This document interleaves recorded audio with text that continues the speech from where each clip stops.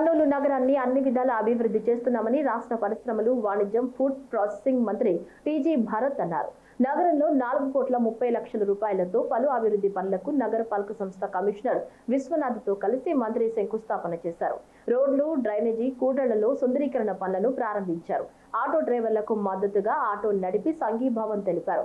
ఈ సందర్భంగా ఆయన మాట్లాడుతూ గత ప్రభుత్వంలో అభివృద్ధి పనులు జరగనందునే ఎన్నో సమస్యలు ఏర్పడ్డాయన్నారు. ఈ ప్రభుత్వంలో వాటిని పరిష్కరిస్తున్నామన్నారు. డెవలప్మెంట్ వర్క్స్ ఈరోజు ఫౌండేషన్ స్టోన్ వేయడం జరుగుతోంది. దగ్గర 4.35 crores various works like say roads, drainages, Basaveshwara సర్కిళ్ళు, కొన్ని పెయింటింగ్ డివైడర్స్ సంబంధించింది.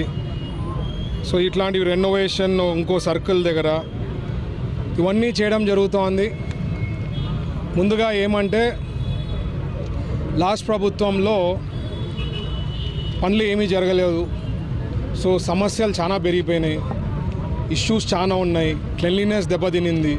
అవన్నిట్లో కూడా కమిషనర్ గారు కానీ లేకపోతే వాళ్ళ టీం అనుకోండి, they have been putting lot of efforts అండి పోవడం జరిగింది. ఇప్పుడు బాగా స్వింగ్ అందుకోయింది.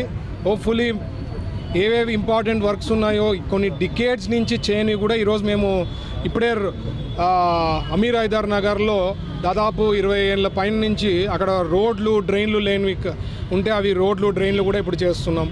అదే కాకుండా పట్టాలు ఎప్పుడూ లేని హిస్టరీలో పట్టాలు ఇవ్వడం జరిగింది. గూడెం కొట్టాల్లో పట్టాలు ఇవ్వడం జరిగింది. అదే కాకుండా ఇంకా కర్నూలులో చంద్రబాబు గారు ఎన్డీఏ ప్రభుత్వం వచ్చిన తర్వాత మనకి ప్రొవిజన్ ఇచ్చారు. ఎప్పటి నుంచో నివసిస్తుంటే కొన్ని రూల్స్, రెగ్యులేషన్స్ తీసుకొని వాళ్ళకి పట్టాలు ఇవ్వమని చెప్పి, సో దాని భాగంగా పట్టాలు ఎక్కడెక్కడ ఉన్నాయో ఐడెంటిఫై చేసి ఆ పట్టాలన్నీ కూడా ఇచ్చే దాంట్లో ఉంటాం.